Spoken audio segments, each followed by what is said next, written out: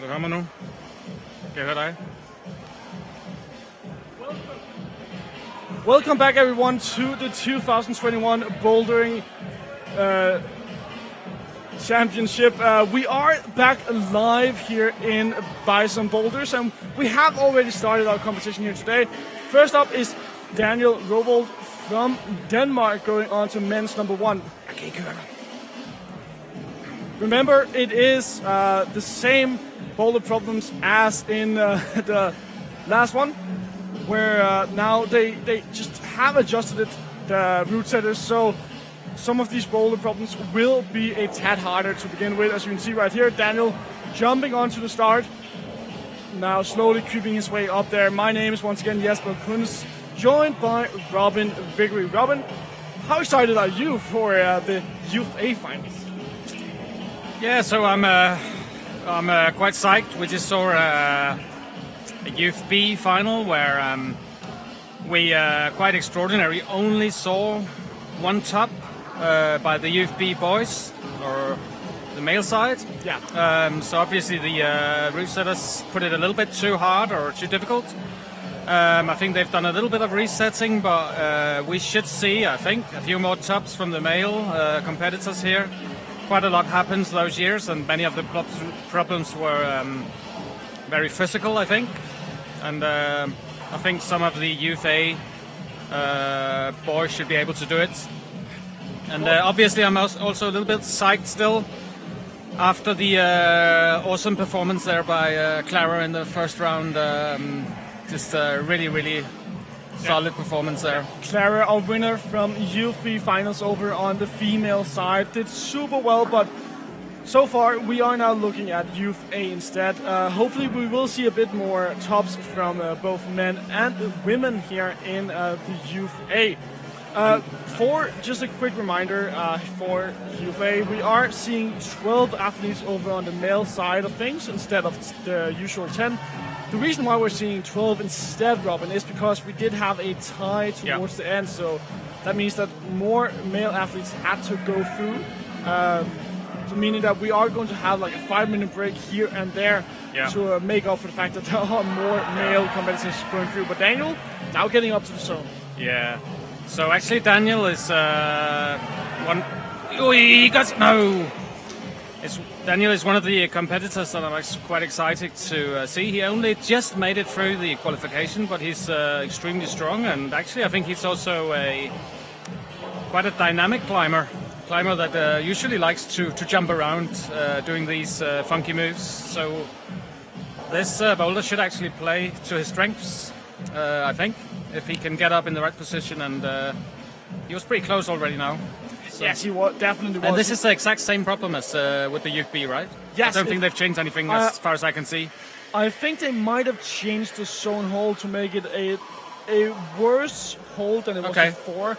I'm not 100% confident on that, but have changed it up a little bit. But Daniel taking his time and trying to figure out what to do. Daniel is our resident Youth A lead champion of 2020, so knows what needs to be done in order to get that gold, and overall just is a super strong lead climber, because before last year he was also the Youth B champion 2 years in a row, so he does know what to do in order to win. Has also been a boulder champion for Youth B in 2019, so he is a bit of an all-arounder, but so far is having a hard time figuring out this boulder, and with only 30 seconds left, Daniel is in quite a pickle.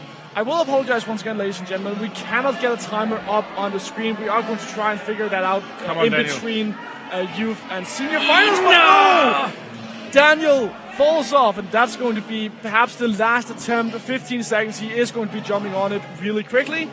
Feels like he can't do it, but only 10 seconds left before he gets back. Or has to jump Unfortunately, it's too late. A nice try from Daniel all around. Does get that zone in not so many attempts, so I will say that is a good try all in all here from Daniel. But with that being said, it does now mean that we are going to have Thomas coming out here to climb as our second male competitor. But what I was saying before Daniel nearly got that top was that we cannot get a timer on the screen before perhaps the senior finals. We are hoping that we can get that up and running for the senior finals, but until then I will apologize and we'll just try and keep you updated on how much time these athletes have left. With that being said, Thomas Kartinen from Finland have currently spent 45 seconds just looking at the boulder, trying to figure out how to do this one. Yeah, it seems like the first 20 seconds pass while they're just walking in there. Basically, yeah. And I guess there is he didn't touch the start hole with both hands, maybe. I didn't see it. Yes, Thomas was called down, so has to do another attempt. But after being called down, that does cost him an attempt. So anyone coming up here, head referee and minor judge also taking their time to obviously make sure that everything is handled sportsmanly. Thomas, however, trying to slowly creep his way up here. So with the zone hold now being a less positive one, Robin, what do you think the main difference is on this boulder? You mean the how much harder does it make the boulder? I think it's fairly similar, to be honest, because they're in the same position now, and whoa, so close, but unfortunately falls off after getting that flick so close here from Thomas. But man, that was a close one. But I will say, with 2 minutes and 55 seconds left to go, I have high hopes that this could be our first top, simply because he didn't really spend a lot of time figuring out how to do all those moves. No, and we've been watching this problem for a while now, waiting for this top, and I think he's got it pretty much down now. He did jump with his right foot as the first one, not trying to go with the left foot first, and maybe he needs to sort of quickly switch feet when he hits the large, when he lands. But it certainly looked like he had the right idea. Yeah, lining it up. And once again, just getting very close, but not enough. Can't quite hold on to that top hold there, or the second last hold. Now we'll brush it instead. Perhaps it is a bit too slippery. After all, it's not only the Youth A climbers who have been climbing on this problem, it's also the Youth B climbers. So it has been through a lot, and that's also what Robin meant, that we've been waiting for a top for so long, because we haven't even seen the Youth B finalists top this one. So obviously, a top is a long due so far.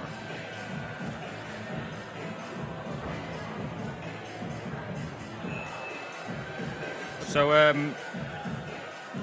he did actually. Is Aaron? Yeah, Aaron Ratanen. Aaron Ratanen. He did sort of do what I was talking about earlier on, trying to take a step onto the to the triangle down there, and then sort of continuing the momentum from there on the other try. Now he seems like he's just gonna stand there and jump. Oh, he gets it! Okay. There we go. That's a top here from Thomas Kartinen. Good job all in all. So that is our first top of this boulder. Surely more will come in just a second, but nevertheless a really good top here from Thomas. Look calm and collected once he got over to that second to last hold. Yeah, and you need to sort of end up in a position where you are fairly close to the wall with your upper body, and then it seems easier for him. It's easier to sort of stay balanced. And I don't think that the very last move is anything really difficult. I think that's just an ending. So Yes. so no last crux up there after all the other efforts. But going back and talking I'm just a little bit unsecure. I'm just trying to figure out whether the head judge down there is if maybe it didn't count the Aaron's top there, but we'll see later on. But the judge was down there, maybe just giving some instructions on what to look for. I'm not sure. But nevertheless, we now have our first female athlete on the mats as well. So that will be Ada Asunta from Finland. Yeah. Ada has experience from IFSC Youth Cups here in 2021 rather, where she's been in both Imst and Graz. She is, however, also the bronze medalist in the National Bouldering Championship of 2019 in Finland. So, Ada definitely knows what needs to be done in order to win this one. So let's see if she can figure out this boulder that the Youth B competitors have also been on. Someone like Clara, who've been talking so much about, figured this out pretty quickly, and already now Ada is lining it up. Yeah.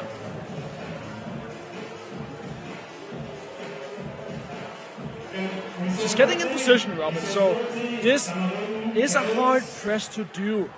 We've seen competitors go up with both their right foot to begin with, but also their left foot. Yeah.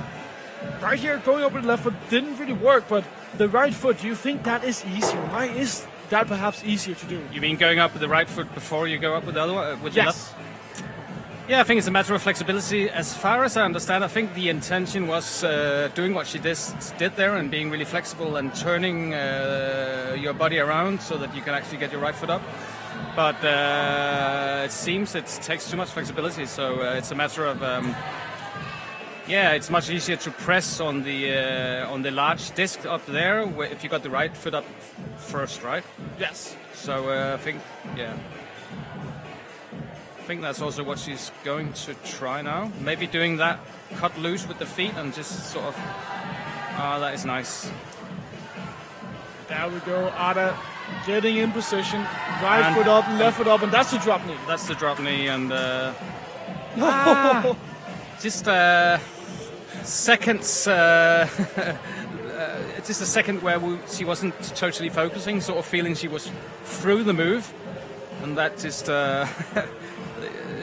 became crucial, didn't it? Yeah, her hand slipped off as we check in with Rico Sinivirta from Finland. That's one of those situations where I doubt that will be a zone he got there, because he just touched it without using it. Yeah.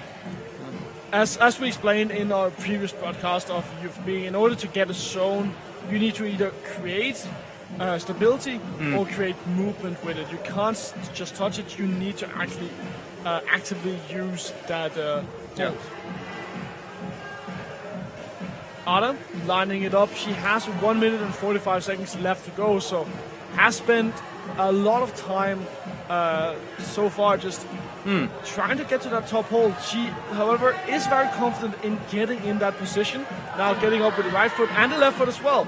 This is where she fell the last time, but I mean, if she can figure out how to get out of this log, then that could be the way forward, Robin.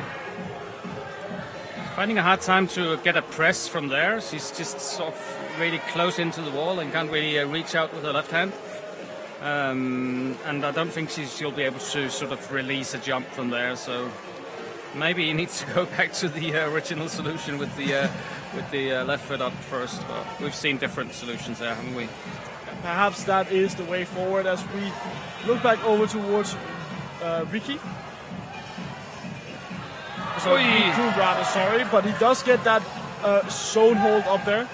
And I was close to just saying you cannot dyno to that zone, but apparently you could. Well, it's just really small. Rico proves that you can do it. Back over to Ada. Once again in that position, and there we go. You can see the timer apparently that is making its way onto the screen. Yeah. 30 seconds left to go. This might just be her very last go. I wonder if she's getting in position, but man, just feels so uncomfortable to be in that position. But she's thrown off the wall once again.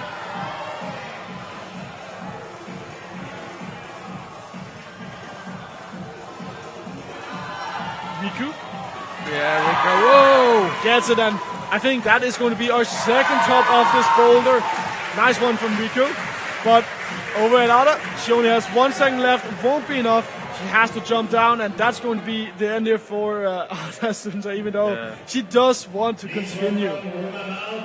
From Finland and Albin from Sweden. A few more new competitors on the mats. Now we do have Oma Malk from Finland and Albin Maya as our two new competitors on this block. We're still looking at women's number one. Oma Malk taking her time to get ready. This is her first big competition here, Robin. So how much does getting this top mean for her in terms of confidence? We briefly touched that subject in our last broadcast, but for someone like Oma who are in the Youth A category, which is obviously a bit higher up, and you're going up against people with more experience, what would, first off, just getting into this final, what does that mean for someone without that much experience? Yeah, that's obviously a huge thing, and one really great thing about the Nordic Championships, we haven't talked a lot about that, but the Nordic Championships, I suppose, is somewhere in between the national competitions, the nationals. That is, you see, she gets the press before she sort of puts up her right foot, and that proves quite important, actually. Yeah, hang on to the thought about the Nordic Championship. This is looking super interesting. She's reaching up there, feeling her way, and she gets the top. Oma Malk. Beautiful top there from Oma Malk on women's number one. She's done quickly because there's still 3 minutes and 12 seconds left to go. As Albin Maya is feeling his way up, men's number one. But Robin, you were talking about the Nordic Championships being in between national cups and international cups. So for Oma Malk, getting that top right there, we said it would give her confidence. Yeah. Now, on a Nordic scene like this, how much does that mean? Well, as I was saying, it's somewhere in between World Cups and the Youth World Cups and the Nationals. So for many of the teams and the coaches, and it's quite an important competition actually, because this is a possibility to test yourself, not being thrown off before you get any zones, or like you're in a competition where you can actually win or get pretty far. So using this as sort of a stepping stone towards the bigger competition is really important. So that's why the Nordics is really important, and we see that I think we are more than 150 athletes here. So it has obviously turned into a really important competition for many of them. And talking about confidence, I think that we almost saw like what we call a Janja Gandred swing there, the scorpion swing, where he sort of tried to stop his momentum with the other foot, yes. And made quick job of that. That was good. But where he still briefly like waves to the audience because he turns all the way around.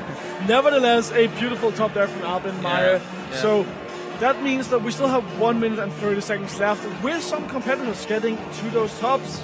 It does look like we're going to have a very close men's final compared to the Youth B, where it wasn't really that close. It all came down to how many zones you basically could get. So I am definitely excited to see how the rest of this final will pan out.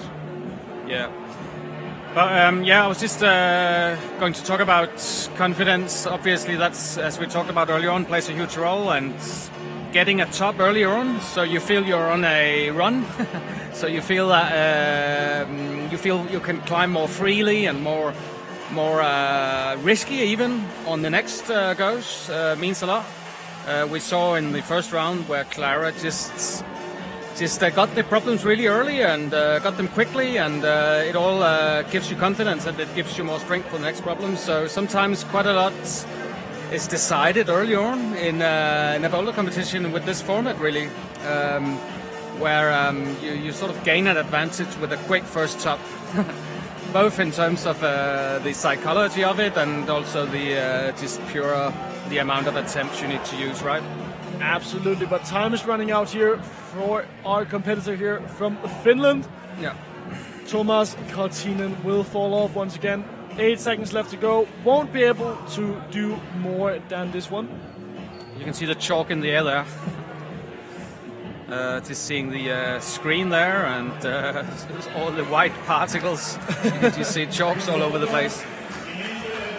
Yes, obviously that is what happens, but nevertheless, we are about to have a full match. We have 2 female athletes now on the mats with 3 male athletes all in all.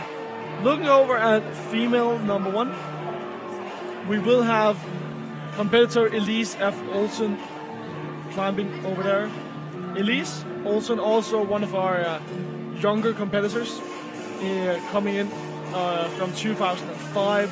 Haven't really participated in that many competitions yet. No World Cups, nothing at all. So, like her, like Uma Malk, who was in previously, getting a top here would be a huge confidence booster.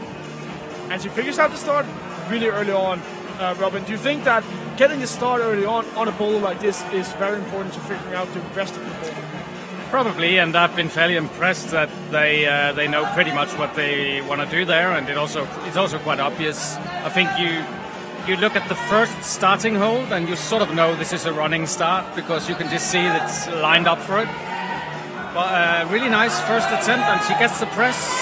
Question is she didn't get her left foot on, so she could actually push in the last jump. But I think might be a top in a minute. And that's back to the women's number 2, which is a compression problem, where you need to sort of really push down. If you push down on the holds, I don't know, if you sort of imagine yourself having a football in your hand and pressing in from both sides on the football, then you sort of get a feeling of which muscles groups you're going to use on this problem. So compression, we call it, right? The best solution we've seen, however, to this problem so far definitely has to come in from Clara Stricker from Denmark.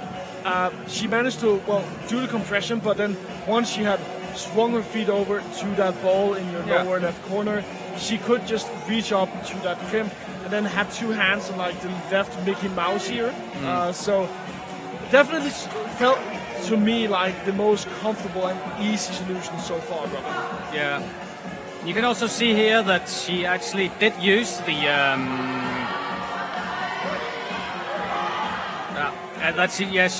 that she actually did at one point use the place on the hold where it's really where there's no stick.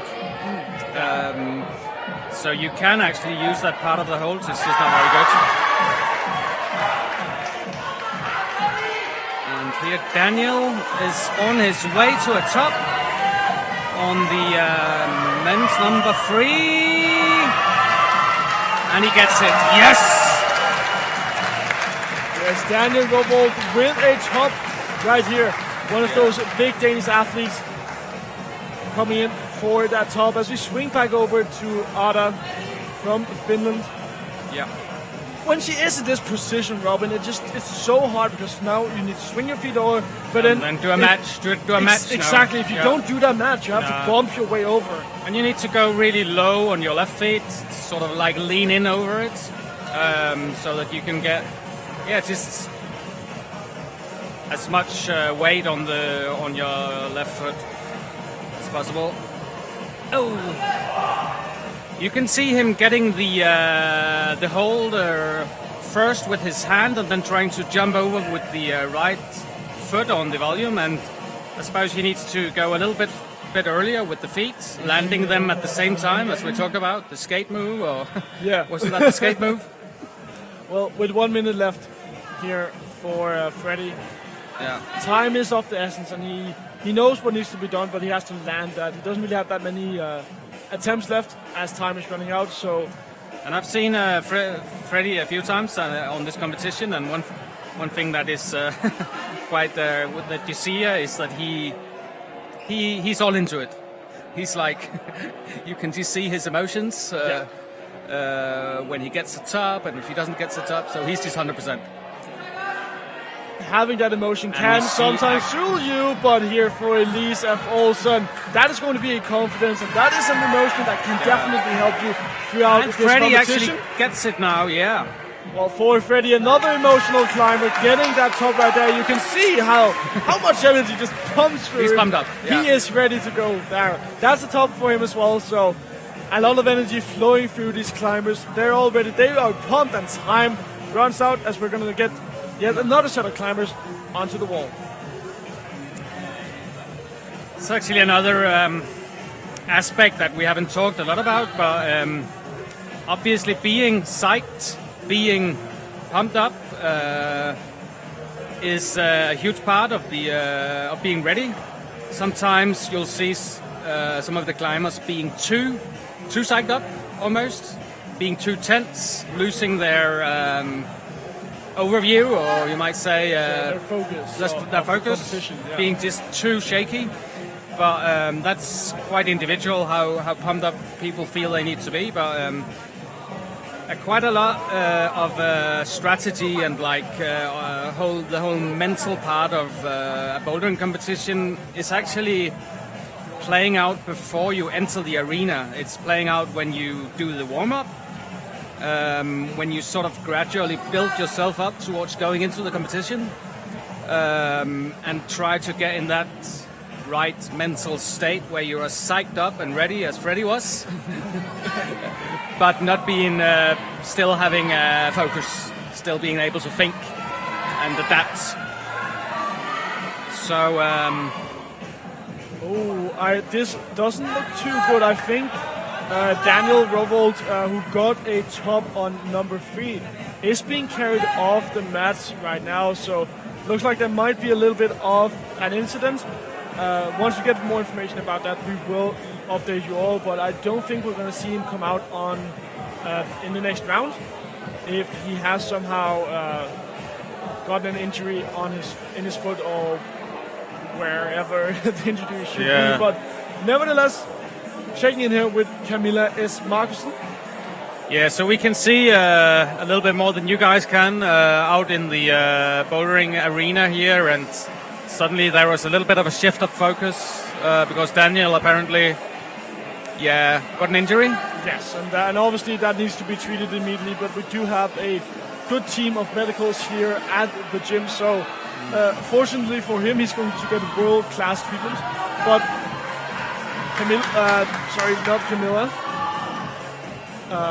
Oma here, Oma Malk, getting on to women's number 2, trying to go for that compress, but couldn't quite get further than that. But just to touch back on that topic we were talking about, Robin, getting psyched up.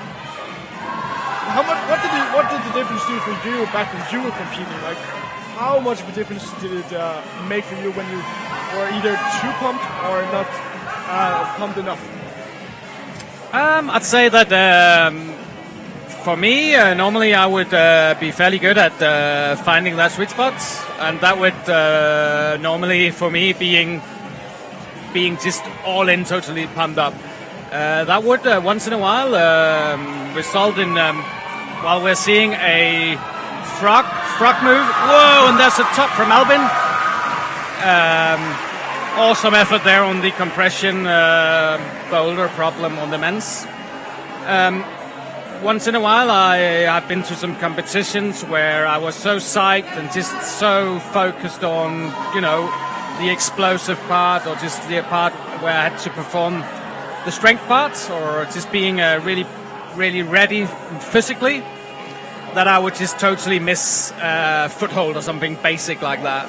So there's certainly been some situations where I've just lost my focus, but it's very individual where you want to be. But it's obviously something that many coaches talk to athletes about, finding that level of energy going in there. It's individual, but it's also something that you need to always work on the balance. And as I said before, a lot of it is actually playing out in the warm-up before you get in there. And there is a large wall.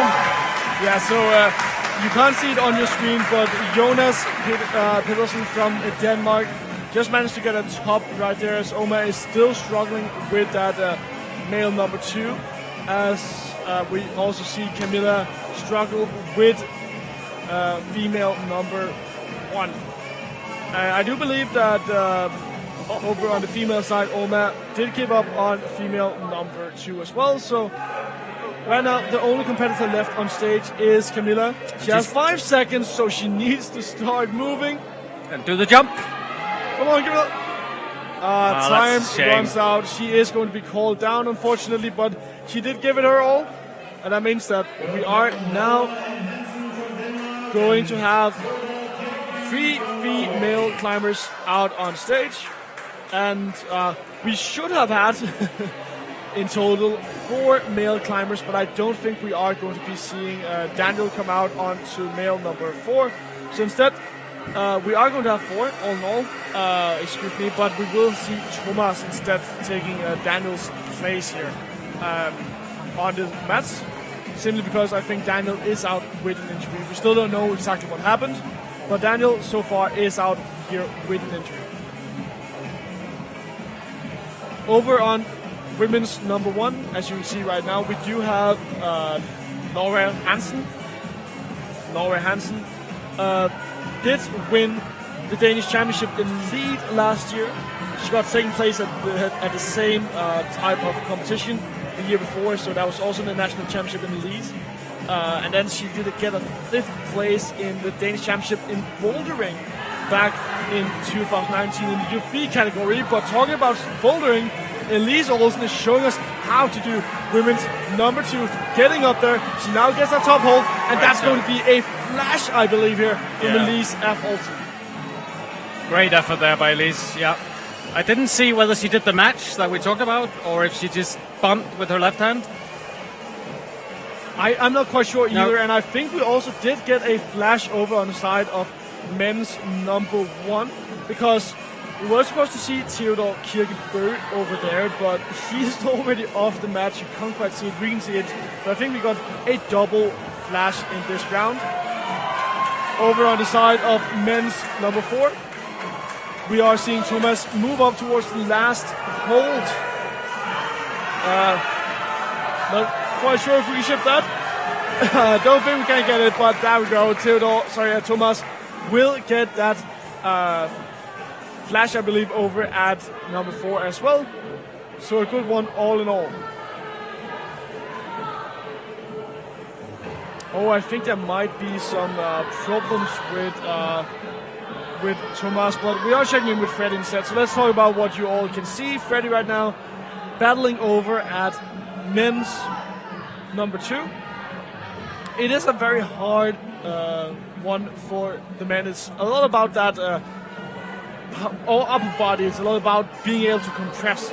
So it's not exactly an easy one all in all. But Freddy getting in there with that toe to begin with. Now, this is a hand bump, but makes it easier for himself by getting his feet around Robin.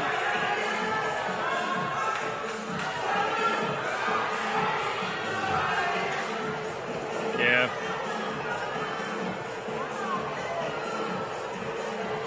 Robin, where would you say the cruxes are on this boulder? Because so far we've seen a lot of competitors having a hard time bumping their hand, but is that the main crux of the boulder, or what would you say are the hard parts? It looks like it's the move after that, where you sort of need to transition and shift your weight of balance around these two holds that are set up besides each other, and maybe sort of after you've leaned over, maybe push on the large, almost wall on your right side. But I don't know, we saw just before that sort of using the last hold or the second last hold as like making like a frog move where you where you have your feet on each side of it.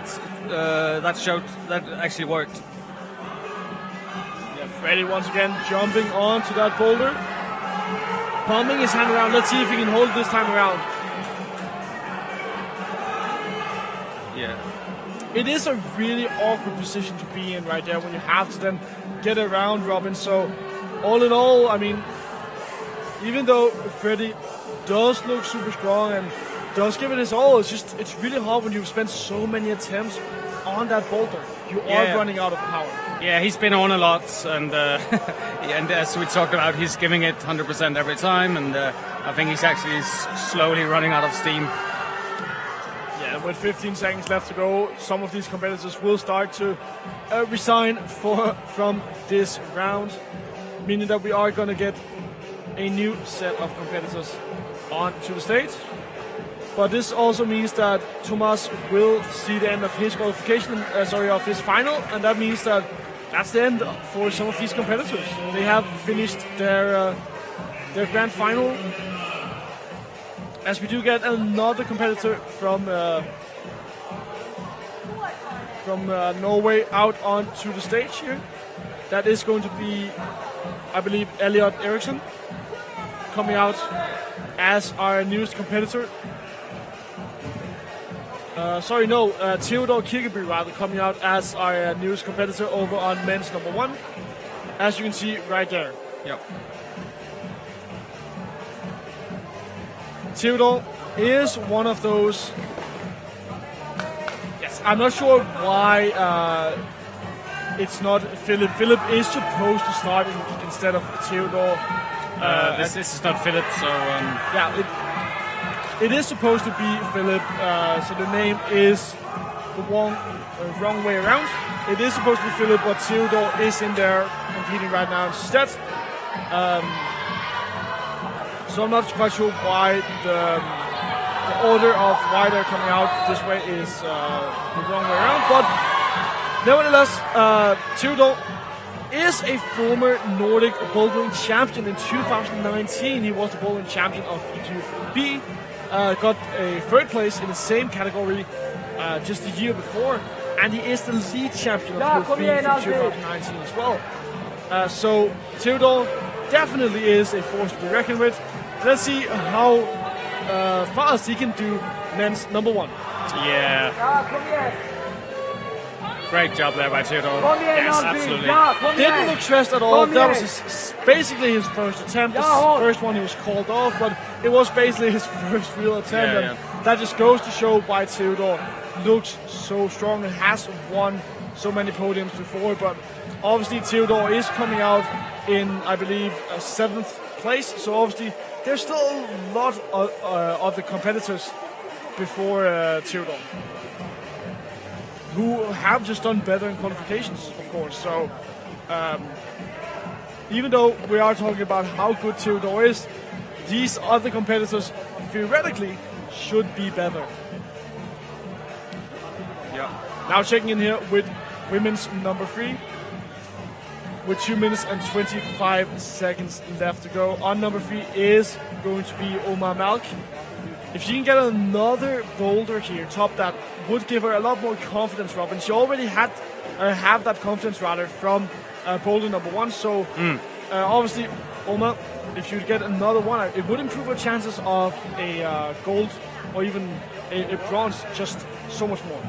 And pretty strong. She's doing the first move fairly statically, and also got the right idea with the Gaston on the next move. Now moving over to number 1. And perhaps we will see the step up that I've been talking about. Maybe not. Yeah, Tia Novak lining it up, jumps up there. That's a big jump. Doesn't look too hard when you jump up so high.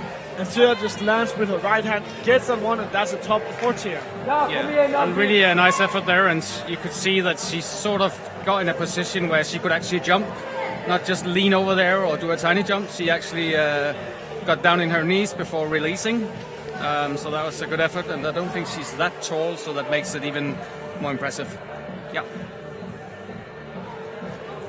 We're now, however, back to looking at Omar Malk and our male competitor Albin Meyer, both taking a time, but over on men's number 2, that is Jonas Pedersen from Denmark. Jonas getting into position, bumping his hand around, and then just pressing his left hand in. That's a good compression, but he can't hold it. It's a very explosive movement, Robin, all in all. But I like the fact that he's, you can see he's speeding up. quite often on problems like this, if you know what you want to do, then just make it quick, because every second you're on the wall on a problem like this, it just becomes more tiring, doesn't it? And that was probably his last attempt. Yes, with 20 seconds left, you don't really get that much more time, and you do also need to conserve your energy to those next boulders, because as you've talked about before, Robin, every attempt, every zone, every top matters a lot. So if you have to not come in with you using too many attempts, because in the end that could be the difference between you getting a bronze, silver, or even a gold medal. Yeah, and once in a while it makes sense to just quit a boulder. That's obviously really hard to do once you're there, but once in a while it actually makes sense if you are really confident that you or sure that you're not going to do it, or you will just use up even more power trying giving it another go. But that's something that is quite hard, because you always feel like it's just one step away. Yeah. But on a compression problem like the other one we saw, the yellow one, then maybe keeping your attempts down to maybe 3 would be probably a good idea, because anything above that will be really tiring and probably won't give you the top anyway. Absolutely, Robin. So, as we do say that, we are now checking in with Philip Fyn, who might be called down. I'm not quite sure. The judge is moving in there, trying to get in touch with him. So I think it's he did maybe not touch the specific triangle down there. Yes, you're supposed to touch that specific triangle, and not the volume. Not the big volume, yes. No. So Philip was called down. You see that the tape is on that specific triangle. Giving a look out to the judge, is this okay? And but yeah, a bit of many of the climbers have done the same thing. They're not touching the triangle that's got the starting tape. Start tape. Ooh. That was super powerful. That's the dynamic movement up to that zone hold that you thought was impossible. Saw it completed there, but couldn't do the handspring. But now Philip Fyn is our one of our strongest climbers in Denmark as well. As we, however, do check in here with women's number 3. Women's number 3 is Elise F. Olsen as well. So a lot of bouldering is happening. I do apologize that we are jumping a bit back and forth right now. I hope it's not too confusing, as we do check back in here with Philip, who has now spent the better part of his time just trying to get up here to that zone. Has gotten the zone, I believe, so far, but just has to do this hand swap. Does it this time around, and now all he needs to do is to jump over to that green hold. It has looked relatively easy when a lot of people have done it. He gets it, and that's going to be another top here on men's number 1. Perfectly executed there, and yeah. You can almost, it looks like you can almost see whether they're going to get the jump before they release, because it's sort of whether they get sort of a full range of motion when doing the jump, getting down into their knees and stuff like that. Yeah. So quite a lot of tops on number 1 now, right? Yeah. Yes, we have seen a lot of male competitors get number 1. Over on the youth B side of things, it definitely looked much harder for them, and I think a huge difference to why it looks so easier for the A competitors might just be that there's a difference in height, obviously. Robin. Yeah, there might be one factor, but also they are just a little bit more experienced when it comes to sort of creating momentum in that move, right? Yes. That's one of the things you just, as a climber, need to work on going to Boulder in competition. You need to sort of figure out how to create momentum. Later on, also in the seniors, we're going to see some climbers that I think are exceptional at finding some kind of movement from a position where you are fairly stuck. And that's what we're seeing much more of in this group A. On the first problem there. Yes, the experience makes a huge difference, as we do check in here with Freddie over on men's. number 2, I believe. I might be mistaken, but I do believe it is men's number... I think it's number 3. Sorry, no, yes, men's number 3, yes. Yeah. But yes, Freddie, very experienced. You can see he looks back at the time, 25 seconds left. Knows with his experience that he should be able to get the zone if he can just get up there.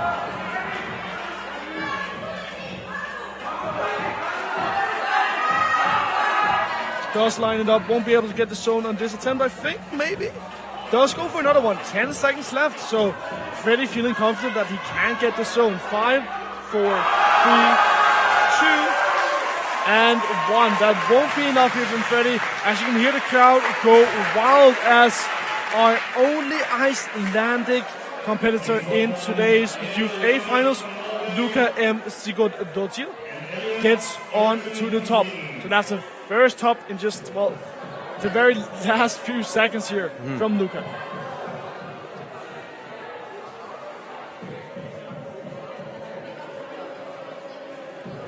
Jonas starting out by brushing all these holes right here, Robin. Getting that preparation in, how much does that mean for a climber? I think the brushing, the part brushing the holes is, a little bit of a psychological thing. Yes. But obviously it always makes a difference to brush your holes, but they do get people brush them fairly regularly in these competitions. So it's just a matter of like feeling that you're ready. Yes. But quite many climbers do that in the very start, using 15 seconds doing that. And obviously, if you do that before you start every single boulder, you do get used to doing that, and your mind gets ready to get onto a boulder. It knows that now is the time for it to really do its trick. As now we're taking a look over at our Norwegian competitor. Yeah, not really getting a full crimp on that zone hold. She was like what you call open hand. Yes. Sort of not really getting into the crimp. I think that's quite important right there. Yeah, so that could be her climbing style, climbing on with open hand. But I think she needs to get a bit further in on the crimp, and that'll bring her to the next hold. So Robin, for our viewers back home who aren't that used to watching climbing, what's the difference between like an open hand or a full crimp? Well, a full crimp is when you get the thumb above your fingers. So you see that a lot on, real sort of outdoors bouldering or routes. You also see it here on competitions, but that's when you got a really sharp edge. Sometimes people will full crimp, half crimp. Well, it's basically a 90 degrees angle on your fingers. That's probably the most common grip. And then there's the open hand, where you sort of just hang into the scenes or the sentence in your fingers. Your fingers, and where so you they're very just open and kind of just sliding down, right? Sliding down to the edge of your fingers, yeah. Yeah. So that would be so much easier if we could just show it on the screen. Of course. But basically, the difference is that the more open your hand is, the less power you can put through. So if you have that full crimp, you can put a lot of power through your hands, because you are able to place more power on your fingers when you use your thumb. But obviously it also means you put more stress on your fingers. So it is a very dangerous way of holding a grip, so to speak. But we do see a top here from our Swedish competitor. Good one there. But just to round out the talk we just had, if you go for full crimp, obviously it puts more stress on your tendons and on your fingers, so it is a very hard one to use. But for some of these competitors, they have trained their fingers for a long time, so they can go for these types of grips. They can decide to do it if they need that extra power. But the thing is that what we call a half crimp is actually the hand position that most climbers train the most. If especially competition climbers, if if they go on the hangboard or maybe also the canvas board, they will often use the half crimp. And I think obviously it's because it might be more healthy than the... Such a nice try there. It might be more healthy than the full crimp, but another thing is that it's very flexible in terms of moving your body while you're doing a crimp. The open hand is quite often you can only like pull in one direction. Once you get the half crimp, you can sort of move better with it, and you can also use your thumb at the same time, often doing like things like a pinch and stuff like that. So that's why you want to train your half crimp if you want to do competitions or basically indoor climbing, also outdoor climbing as well. But quite often you see more of this full crimp stuff outdoors. Yes, it is a very... This is quite nerdy talk about handholds, but quite important actually. Well, you know, I quite like it, but now looking over here, we're going to have another set of climbers coming out. And one climber that I've been really looking forward to seeing here tonight is our newest climber over at women's number 1, Anine Alstrup. She is the second place champion currently at the Danish Lead Championship, Danish Boulder champion in 2019 UFB. She got third place at the Boulder the Nordic Bouldering Championship in 2019, and that was the last one we had, because 2020 was obviously cancelled due to the COVID outbreak. So she is the defending third place champion, and she is a super strong climber. I can't wait to see what she can do. But right now we are, however, taking a look over at Laura Hansen from Denmark, who's also a super strong climber all in all, our defending Youth A Lead champion. And this is Thomas Kartinen, which you saw there on boulder number 3, I think.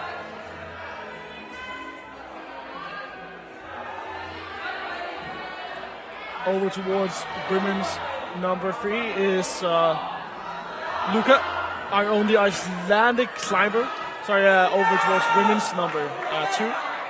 Our only Icelandic climber, so definitely representing Iceland right here, making sure to give them a fighting chance for a podium spot.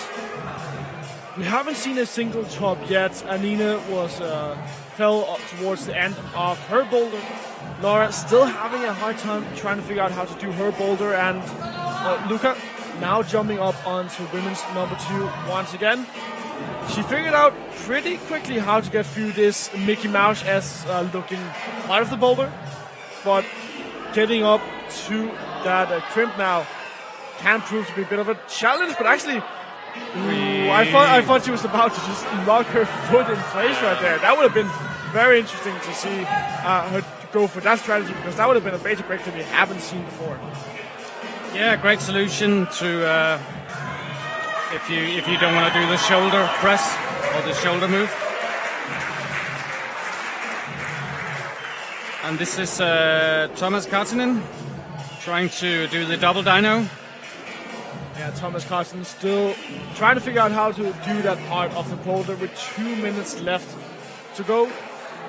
Thomas is taking his time, just trying to take a look at it, trying to figure out what is he doing wrong, because obviously, as you mentioned previously, if you're that analytical climber, which it kind of looks like what Thomas is, he's taking his time trying to figure out what is he doing wrong, why is his strategy not working. So you need to take a look at that when you are that impulsive climber who just kind of jumps on and tries to feel your way on the boulder. Yeah, so I think that was it maybe for Luca. Looks like she's giving it a last go, maybe taping up. Perhaps she did. Maybe she started to bleed. I don't think you are allowed to bleed on these boulders. You have to tape it up if you start to bleed. So for someone like Luca, that might be the problem. However, checking in with Philip Froon here on men's number 2, with 1 minute left to go. Not getting off the start. It's not looking awfully promising here for Philip.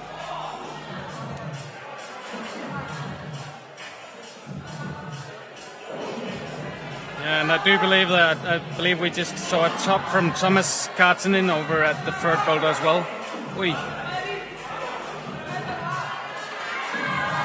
0-1 women's number 4.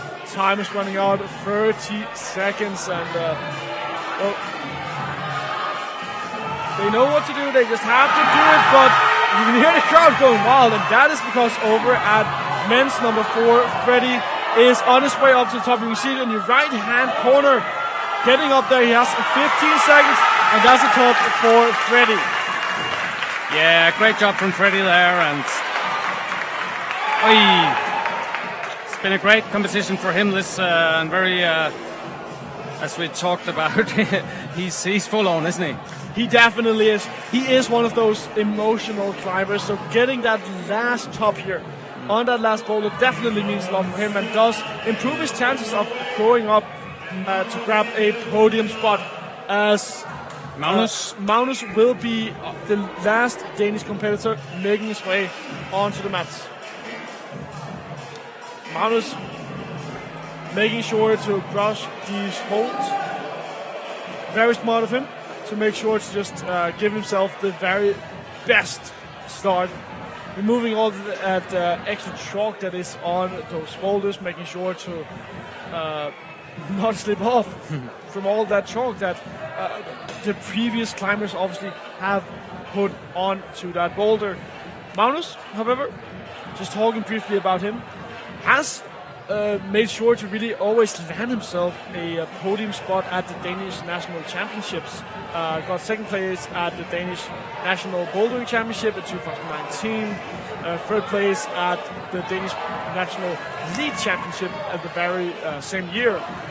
Last time we had a bouldering competition, he did get a third place as well. So he is definitely someone who knows how to figure out these boulders. So he's had one try now. The same happened as many of the other guys. He didn't put his right hand on the triangle there.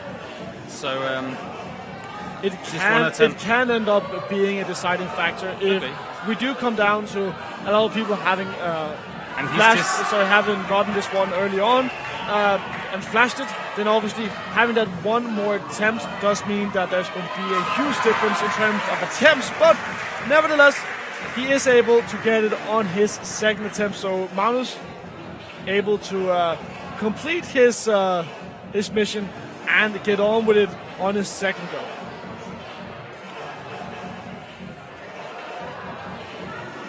Edel Lemvik moving out, going for that bump, gets it. Now slowly moving up. Let's see if she can match it or get up to that top hold. Trying to figure out which foot she wants on that left, on that bottom hold. Not exactly feeling like she is in a comfortable position, but nevertheless goes up with her right hand, gets it, and that is a top here from Edel. Yeah, sort of really trying to figure out whether she wanted to go with the left or the right foot, and but I was quite surprised that she did get it there. She looked really pressed. Sometimes you see that from some climbers; they look like they're going to fall off, but still managed to get a few moves in. That was a great job. Ooh, and that's going to be a top here from our, I believe that is a Norwegian climber over on men's number 3. I think that was Theodor, wasn't it? Yes, I believe that is Theodor Kirkebury as well. And so you can see that you need to end the last move. You need to sort of do almost like a double dino again. And there, Jonas Pedersen moving up towards the end of this last boulder here as well. Jonas also a super emotional boulder. Making his way, looking at that top hold, trying to get up there, puts his foot down. That's the right hand, and there's the left hand. So that's also a top here from Jonas. A super nice way to end this competition here for Jonas, as we only have, I believe, 2 competitors left on the mats with 1 minute and 10 seconds left to go. It is women's number 4 and men's number 2.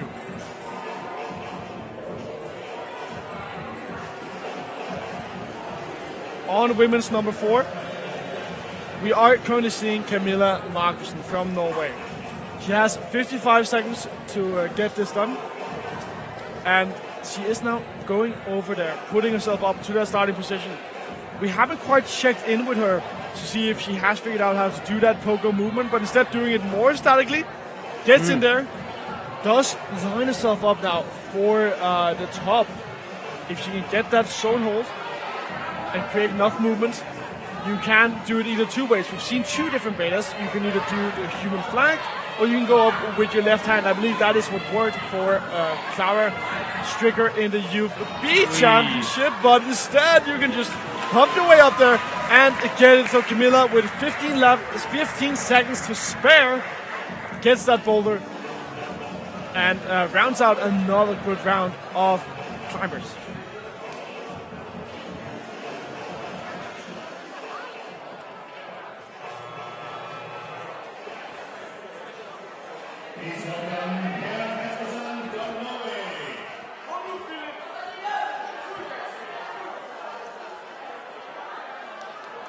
Over on the women's number 4 is going to be Laura Hansen from Denmark. She's made her way all the way to number 4. So this is going to be the end of her competition. Now let's see if she can make it stick. Per Kaspersen coming in here from Norway over towards men's number 1. He is currently the one who is leading the way in this men's competition and hasn't really made his mark quite yet in any competitions here internationally.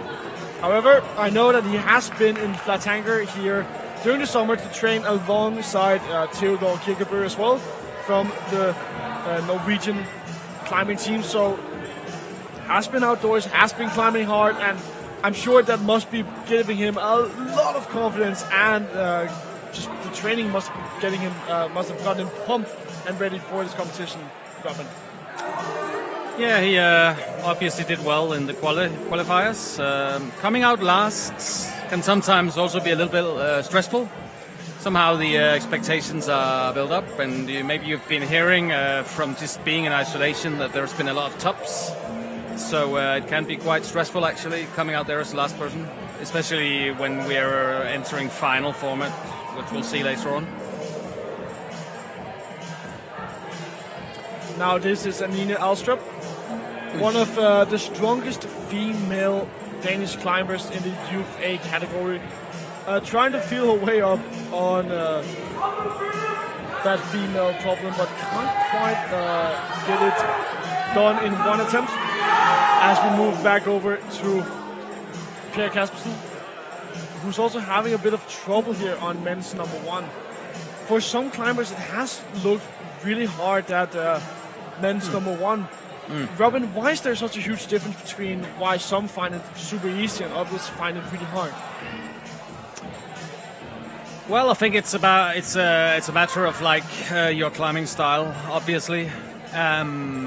Whether you are quite often you see also, especially at a young age, you see people have a preference for a certain climbing style. Some people will tend to go out to the gym and just work on their dynamic style because they're good at it. So it's a matter of whether you're used to doing these jumps, really. If you are sort of just by habit moving very dynamically on the wall is one factor. So that's obviously something that all the climbers here and the coaches, they talk a lot about. If you have a preference for a certain climbing style, then you need to compensate and work on all those different ways of climbing, because if not, you'll just tend to do what you're good at. So always working on those parts of your climbing that you normally won't sort of naturally go and seek while you're at the gym or in your training sessions. So deliberately working on those other parts.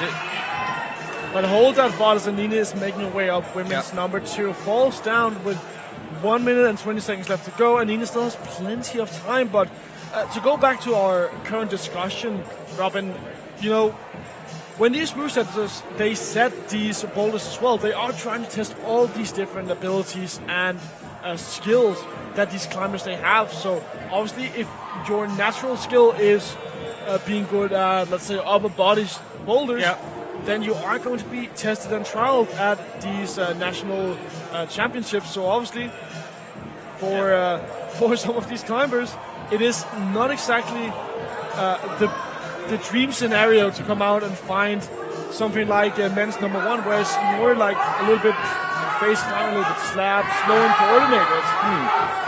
But yeah, you don't want to. These days, you don't want to specialize too much, or at least just specialize in one thing, of course, as we talked about. This is looking really promising. She's a bit faster up there, maybe, but finding it. Yeah. And Ina still has 15 seconds left to go, but she has to go for it. And unfortunately slips off the top hole, so that won't be a top this time around for Nina. She is going to fall down. That's going to be the end of her attempts on women's number 2. So the last hold up there that you just saw on women's number 2, that would be a hold which you would naturally grab as an open hand. It's like a pocket. Yeah. So pockets, obviously, pockets meaning stuff where you can like put your fingers directly into. This is halfway. It's almost a pocket. There's like 3 fingers in, right? Yes. But getting 3 fingers in means you often end up in like an open hand. Generally not a crimp. So we'll see that in a minute, maybe. Yeah. Yeah. Some of our competitors have been really good at getting up to that final hold on women's number 2 once they have figured out how to do that exact movement. But that's such a huge part of bouldering competitions is being able to pull hard on the last move or the last sort of maybe the last crux. Sometimes we tend to underestimate what this sort of like endurance in being able to make a powerful move after you've done the first crux.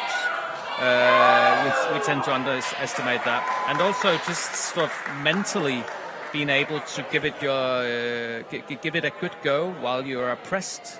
Still have it being focused, being fairly tired after the first crux, then staying focused and staying explosive in the last move. Is pretty much what splits the field. The ones that end up at top from the others. I think it's really interesting that you're talking about staying focused. So, as a former competitor, it's like, how much does like that 5 minute in between each hold mean for you being able? Well, to that is focused? one important thing, but also staying focused while being tired. You tend to see some climbers. That sort of seem like they can climb at their best even though they are just smashed. And they're just giving it their very last, but they can still sort of execute and be precise.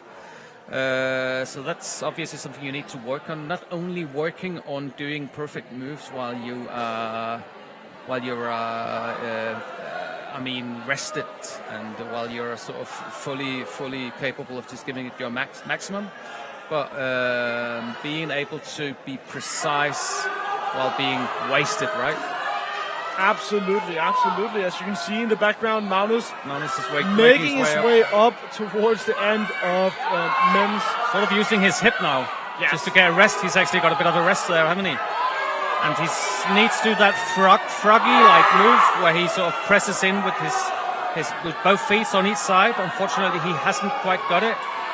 That's a shame. No, spend a lot of time getting in position. It is a very tiresome boulder. It drains a lot of your energy. So if you can't quite get it to begin with, then you're going to be spending so much time getting over there. As Theodor Kirkeberg is getting up here on men's number 4, gets that one, holds on to the top, and that's going to be a beautiful top here from Theodor.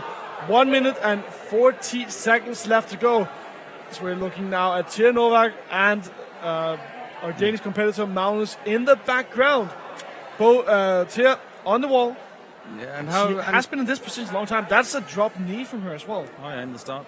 But she is trying to go for that flag kind of movement. So she's going for the right hand. The end move there? Yes, she's going for the right hand up to the top hold. I would like to see that. After I sort of said that was the right solution at the start, and we haven't seen anyone doing it. Oh, that is so strong.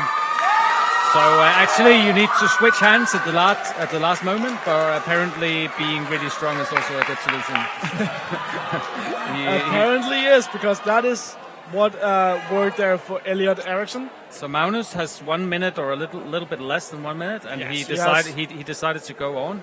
This is probably the kind of boulder where you have to be really conservative in terms of attempts, right? Where you have to sort of, if you have pretty much an idea what you need to do, then you might just want to rest until there's 1 minute left and then just go for it. One good attempt is better than Two or three mediocre attempts. I mean, right? sometimes 2 attempts on a boulder like that is all you get, right? Yeah. So, but he's already done there. But had a really, really good attempt where he got way past the zone, unfortunately not the top. Yes, it is a very powerful boulder. As we now check in with Tia Novak once again. Women's number 4, this is her final attempt. She has 8 seconds to try and get it, won't be able to do it. But I think the boulder problems in the UFA categories they've worked pretty well in terms of the level. They were actually too hard or too difficult or too technical or something like that for the UFB. But I think they are pretty well set for the UFA. We've seen quite a few tops. I think on every boulder problem, haven't we? No, maybe not. Yeah, I think we have. I think we have seen a top on every single boulder so far. And yeah. It definitely has been a very interesting competition. It's been cool to see so many different tops and all these athletes being tested at these different skills that each boulder kind of presents them for. It's even if it's it's balance, it's coordination, upper body strength, but it's power. I was just thinking, yeah, exactly, and we talked about that there's these textbook moves and also the way the climbing styles you need to get through, and we talked about, and that's a great thing. But it is an interesting discussion whether you want to do it every time. I mean, or whether sometimes you want to mix it up and then sort of give sort of a. Maybe make a final that is mainly one kind of style, or I don't know. It's such powerful moves, and he looks really strong on those compression moves there. Also the transition over there. It's almost like you need to start with a layback and then push yourself over to that frog position. That, I don't know what it's called if not the frog position. But you see it there, where you just climb in with your feet on both sides. That's such a nice... That's a beautiful end there from Pierre Kaspersen. Yeah, and he looked really confident there. Not really committing to that frog position. Well, this looked... It was just to transition past it.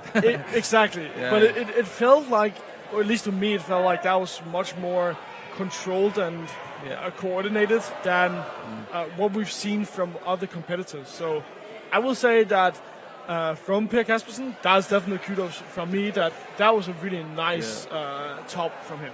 So I'm going to ask you a question, and I'm sure you're not... back in the days, there was a really strong climber called Robert Kaspersen. Doesn't ring a bell to me. And he was a little bit... really strong. So I was just wondering whether this could be the son. I'm not sure. I'm only speculating here. Might be. Well, perhaps someone in the comments can let us know. We'll figure out later on. Yes, we will definitely. If this is the son or something like that of Robert Kaspersen. But that was really back in the days, at the peak of my career. No. But a very famous climber from Norway, Robert Kaspersen. I'm not sure where from Norway, but he was really a pioneer back in the days. Might just be, but right now we're taking a look at Anine, who's now into the crimps. She did that to the stong and get the drop knee really well, sort of positioning her. Oy! And that is so close from Anine. Yeah, still has 1 minute and 40 seconds left to go, so Anine can do this, as right now we are looking at one of the male competitors from Denmark, Philip Fyn, moving up onto the last boulder. Gets up there and touches the last hole, so that's a top from Philip as well. Yeah, we've seen quite a lot of tops on the final boulder there, and I don't think I've seen anyone fall off after they've got the zone. I think they almost always get the top there after they've done that. What did we call it? With the dyno, with the intermediary hold there, where you sort of tap on the... like a paddle dyno. Paddle dyno. I think. Is that the term? I think so. Paddle dyno. Or like a double dyno where you sort of just use... You move past the hold that you use the dyno, but... Oh, take a look at this. And Nina's on the way to the top, and so is our Finnish competitor. And Nina gets the top, but no, falls off.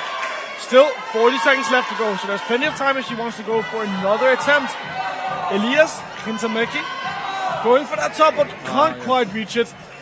Right, he will also fall off. 30 seconds left to go. If he wants to, he can go for another attempt. As you see Nina now getting up there onto that crimp. You can just see on his face there that I don't know. He's got what has he got? Yeah, he hasn't got enough time. But you could just see that was his attempt, right? Yes. That was a really good attempt from him with 8 seconds left to go. Neither him nor Nina will go for another attempt, and that's going to be some very strong attempts. They do get the zones, but without the top and with a final that has been full of tops, it kind of feels like you need to top at least 2 or 3 of these boulders in order to even get into consideration. Is that 2 or 3 boulders? Is probably to get you mean within the medal range? Or exactly. What? Okay. Yeah. So there is. Is that Magnus? That's Magnus there, and it's Magnus Hirslev making sure to Sunniva crush everything. And Sunniva, we haven't talked about Sunniva at all. We talked a lot about Nina, but Sunniva is definitely one of the strongest climbers in the female range. She is the youngest Norwegian girl to climb 8B plus. Really? Ever. She's the lead champion of UFB Nordic Leads champion, UFB 2019. So I hope that was 8B plus lead. Yes. Hopefully. It was. Or it would be almost too much. But it was, yes. And nice. She slips, unfortunately. But man, Sunniva, just to recap, she has so many titles under her belt. She's gotten second place at Nordic Bouldering Championships 2 times in a row in 2018 and 2019 in the UFB category. So Sunniva is one of those strongest competitors. Yeah, absolutely. Just look at Magnus there, and you can see that. I think Magnus is the kind of climber that will try to find a fairly static way of going through. He is a climber that was, I think, sort of brought up climbing lead mainly, or he's done quite a lot of lead climbing, so it means his sort of maybe his preference is to sort of do it in a fairly static way and use his he's quite high, tall as well. But I think he needs to execute in the last move there, go for the top hold and readjust his left hand on the other large volume there where you see where it says blue pill, right? So that is one of those moves in the end there where you need to focus on your right hand, the top hold, and just instantly after you've got it, readjust your focus and get and focus on your left hand to do that adjustment and stop your swing. Yeah. Well, Magnus now moving back onto the pole. Let's see if he can do what Robin just described for him. Gets up to the zone hold without any problems.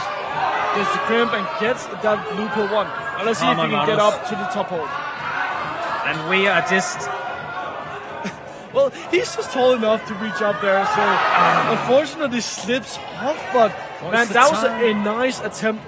He still has 2 minutes. Yes, with 2 minutes left to go, Magnus he looks a little bit down there. I guess he just felt he had it. It was done, and he slipped. But yeah, he's proving us wrong.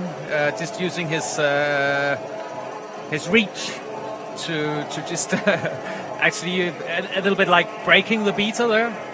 Yes, I don't think that's what the route setters were expecting, to be honest. But you can see right now, as you mentioned, that Magnus is looking very down, and obviously that is not the best mindset to be in. So how much does that affect a climber to be in that mindset of you nearly getting it, but kind of just feeling down that you didn't get it after all?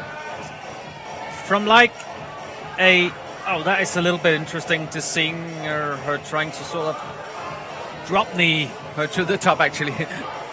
That is very close actually, but apparently that's not quite enough. I think, just coming back to that in a minute, I'll just need to focus on Magnus here. That is quite a top from him. Really well done. And just using his reach and his strength at once there. Yeah, so he was bringing him down. He was just no, because you see that quite a lot. You see you even see tennis players, all kinds of sports persons, just briefly getting their frustration out. The key, I guess, for many athletes is obviously within 10 seconds getting back into to a mode where they're psyched again, where they're on. But it's a matter of like that short like frustration period, just taking it in, being okay with saying fuck or shit. This was but then quickly getting back, and that's something that many. That's basic stuff within sort of sports psychology, that you need to be able to rage and then find your focus again, and then you're getting psyched up again, like a cycle or like a sort of 3 steps, really. Yes, it's very important to make sure that you always get back into that fighting mode and not stay too negative. But it's okay to just shout for a second. You see that every time, don't you? You see, Rafael Nadal from tennis, something like doing that within every ball and using it to get the energy back in a way. Of course. So I think that's the same we saw there, and it doesn't have to be a bad sign, to be honest. So as long as you get back into a positive mindset. Yeah. But you need to train that, right? Getting enraged, getting your focus back, and then getting your, getting psyched up again. Absolutely. As we check in here. That's so Kaspersen is on again. Yes, that is going to be. But we will have to check with the other, with the Norwegian team there, if maybe he's in the family of Robert Kaspersen, and if not, we'll just forget that I talked about it. Well, going back to Per Kaspersen at least. Yeah. He is making his way over here, so now he has to go out for that double compression here. It is not exactly the easiest way of doing it, but if you can do this in a static way like this, that is a more interesting way of doing it. Now lining up for that top hold, pinching it, gets it in the first go, and that's a splash for Per Kaspersen. You can see how hyped he is. Yeah, just showing that he has got an extra gear, or basically got quite a lot of upper body strength and tension in his body. He could actually do the move with one hand first on the right hand, and then sort of dynamically going with his left hand. He didn't need to do the double down really, so quite impressive actually. So he must be one of the contenders, right? For the I'm not sure. He must have done at least the first, the second, and I think he's done all the problems so far. I believe I saw him on the compression problem. Didn't he do that? Yes, I think he did that as well. So he's very obviously also did good in the qualifiers. So I think he's a very good bet to get the title. Absolutely. If he continues his streak of getting those boulders, and if he gets the last boulder as well, he will definitely be on the podium, I am sure. But the last 2 climbers here is going to be Elias Rintamaki and Anine Alstrup. Anine, nearly getting to the top right there, was up and held on to that top hold, but unfortunately slipped off. As Elias nearly lines up for that basically the first hold of the boulder. So just to get back into that highly important topic, he started out reaching for the hold, open hand. Yeah. Didn't really get the crimp in. Now he's getting the crimp in. Maybe that'll do the difference. Sometimes, quite often, you will land a dynamic movement in an open hand, and then you need to quickly adjust to more sort of a crimpy position where you can move from it. That's so putting in more strength is definitely needed on a boulder like this, where you need to come out of this very locked position and just immediately hold on to that one. So awkward, isn't it? Starting down there, but he stuck. It looks like a there. very awkward position. Now has to go for that dyno, double dyno. If you can get that one, then move on from there. It's going to make it so much easier for him. We've talked about how once everyone has gotten to that zone hold, it basically has been done and dusted. Yeah. But now, looking over towards Anine, she did take a 20-second break just to catch her breath, and make sure to give herself the very best get-go here, as she only has 35 seconds left. That is... Gets up to the top, holds it, and that's going to be another top here from Anine. Great job. And actually proving there to be quite explosive, right? In her the way she got the top hold there. I don't think I've seen anyone else getting that high on it.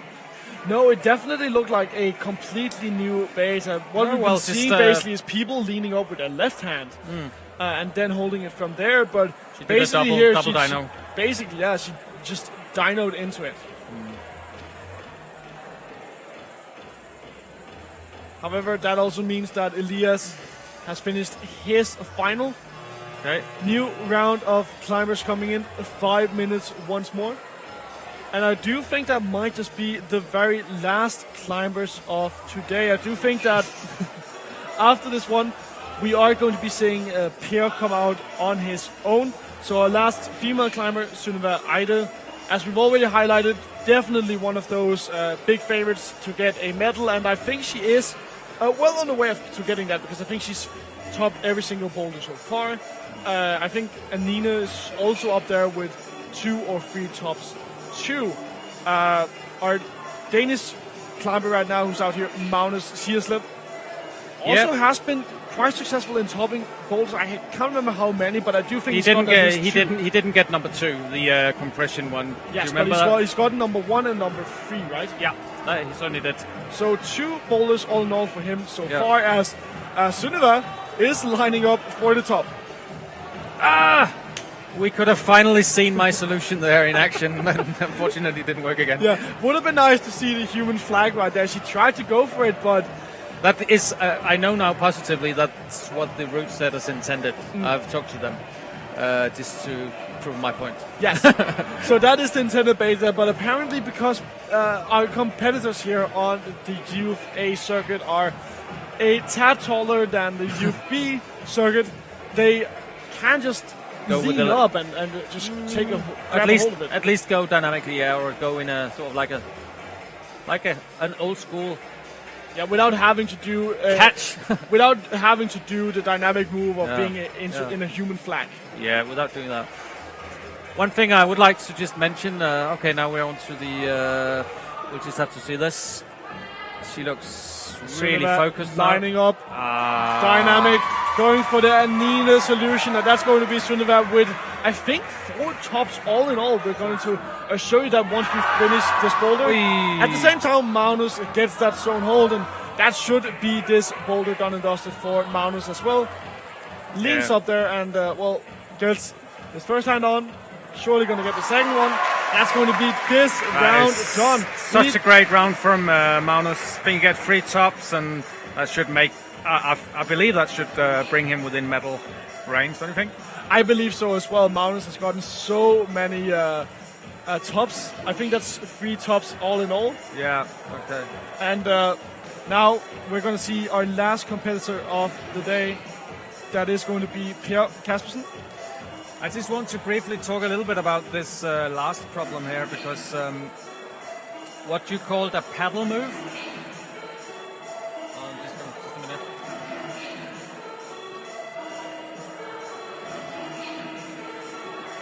Yeah, what you called a paddle move there, where you need to jump for the large volume there and instantly swing over. One thing that can be really important in a move like that is not jumping too far, actually.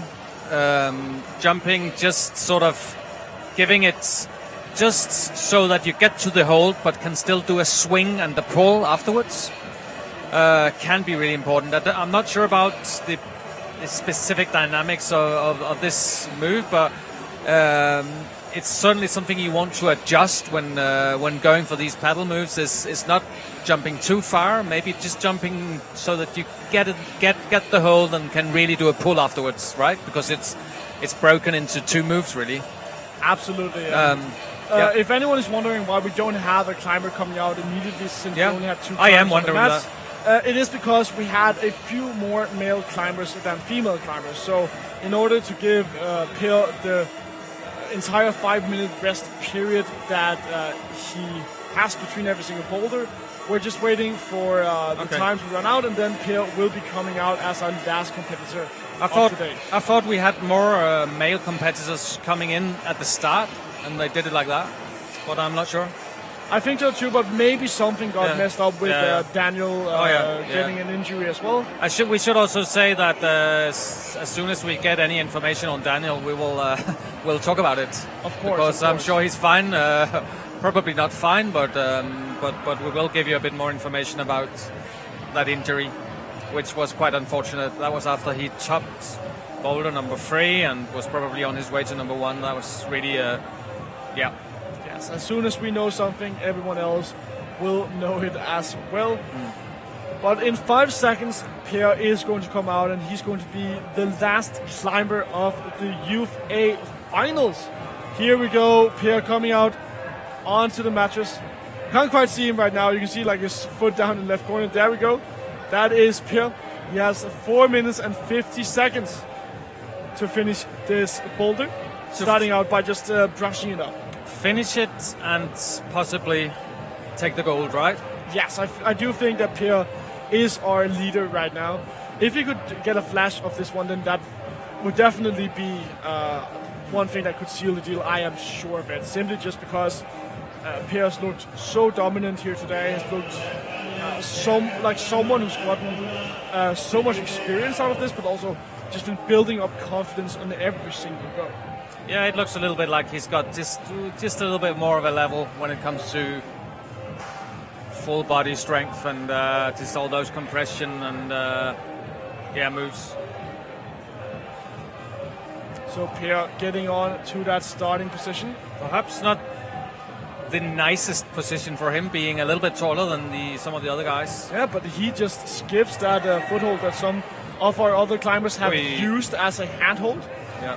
Tries to go for that double dyno, can't quite do it to begin with, but yes, as a taller climber, it does look like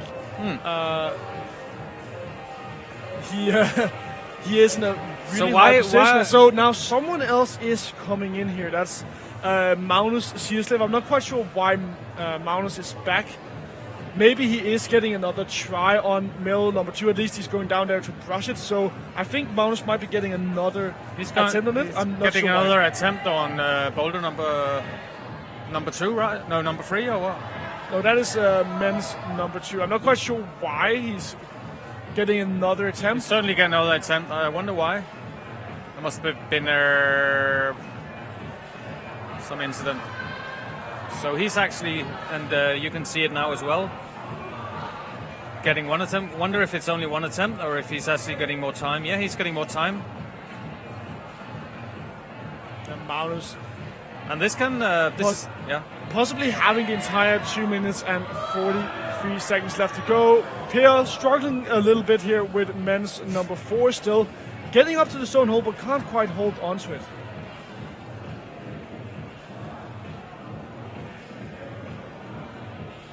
We don't know for sure why Magnus is on men's number 2. We will let you guys know if we are told the moment that we are told, if we are.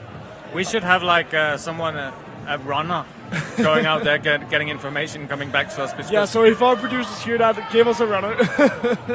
But the thing is probably that there was some incident with the judges, but Magnus is getting up there. Now he's getting close to that frog position. And this is actually getting super interesting because if he can do this move, he might still be a contender, right? Absolutely. Because then he can do then he's getting all the boulders. At the same time, we are seeing Kaspersen actually topping out. And at the very same second, we're also seeing Magnus topping the other one. So this is super interesting to see which of the two contenders are actually getting gold. Yeah, so both Magnus and Per Kaspersen is getting a top in this round. Why Magnus is out, we don't know for sure, but we do know that both are getting a top. So we will let you guys know who's going to be the winner of the Youth A finals. Once This is we know- it's gonna come back to attempts, right? Yes, How many attempts on the tops? And my guess is that Kaspersen has probably had fewer attempts.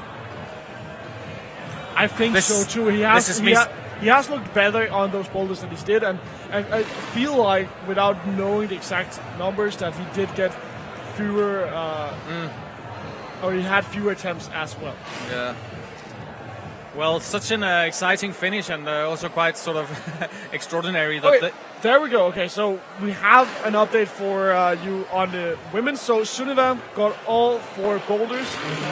Edel Lembik and Tia Norweg got second and third place respectively. It all comes down to attempts in the end. Anine spent a few more attempts getting to both the top and the zone than Edel and Tia. And then Elise and Tia, they both ended up with the same amount of zones and the same amount of attempts. And then it comes down to top attempts. Edel and Tia, it's a matter of Edel has one top attempt less, right? Yes, but in terms of Tia and Elise, it comes down to Tia placing higher in the qualifications. Yeah, that's meaning complex. that's That's exactly. complex, So yeah. she gets third place. Yeah. So But very- congratulations yeah. to Sunniva, Edel, and Tia on getting Sunniva for getting every single boulder. Just goes to show that Yeah. she is just a tad better than the rest of the women. Yeah. Awesome job there, Sunniva. We didn't watch her that many sort of the boulders, did we? No, Only but a few. on the boulders we saw, she looked really good. Yeah, she was just cruising, or maybe not cruising, but but yeah. Okay, so I'm quite excited to see the men's final score. I'm sure it will be here soon, and see if we're right that it should be first Kaspersen, then Magnus, maybe.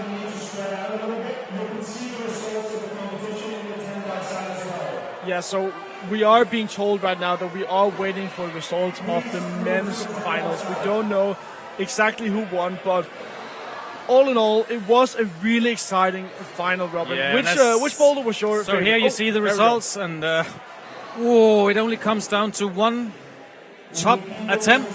So it is Kaspersen that gets the gold medal. gold, but by only one less attempt Yeah, so on the top. So even though Magnus was super close to winning everything, it does end up meaning that Per Kaspersen will get first place. Unless there is, there can still be sort of someone. There may be, unless he can sort of complain about one of those attempts that was deemed illegal or something like that. So we have to wait for that, but it looks like it. Okay, I am being told that apparently there is something wrong with the results of the men's boulders. Okay. So that's good. So we'll have to wait. So apparently we are getting an updated version of those results in just a second. But Robin, there you go. So there we see. So apparently the problem with the results here is that Per and Magnus, they are also in the bottom. Just ignore that. But overall, Per, he does get the top. So that's a gold medal for Per. Magnus on second place, and then Theodor Kirkeby on third place as well. Overall, a really strong final, I feel like, for the men. Everyone being able to top a few of these boulders. Yeah, so what we talked about, that actually the level of the boulders was just perfect for the UFA category here. Them being a little bit more like physical, just having a few years more of development made it the whole difference, and they suited the problem suited them really well. They didn't change them too much, I think, from the UFA. They pretty much were the same, a few adjustments here and there, but worked out really well. I don't think the Root Setters team can be I think they'll be quite satisfied with that. And we're on the picture now, aren't we? Oh, apparently we are, but you know what, ladies and gentlemen, that does conclude it here for the Youth A Finals. Thank you all for watching. It has been a pleasure to cast this one alongside Robin. We'll be back soon. Yes, we will exactly be back for the Senior Finals at 8 in the evening, so stay tuned. In 2 hours we are going to have the Seniors Final. The Seniors Final. And Juniors, yeah. And Juniors, but it is all mixed, so don't go anywhere. We'll be right back.